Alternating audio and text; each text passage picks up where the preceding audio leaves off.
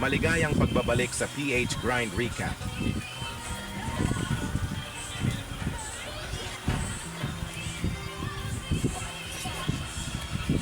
Ngayon ay ibabahagi ko sa inyo ang Vietnam action film noong 2023 na pinamagatang Bad Blood. Warning, spoilers alert, watch out, and take care.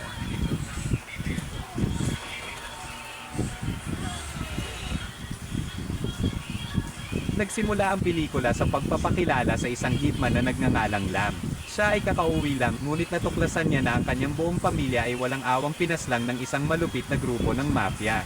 Dahil sa namuong galit at kalungkutan, mabilis na kinuha ni Lam ang kanyang espada, determinadong maghiganti sa pamamagitan ng pagtungo sa headquarters ng mafia. Nang makapasok, hindi nagpakita ng awa si Lam at binabagsak ang lahat ng miyembro ng mafia na nagtatangkang pigilan siya. Nang matapos na sa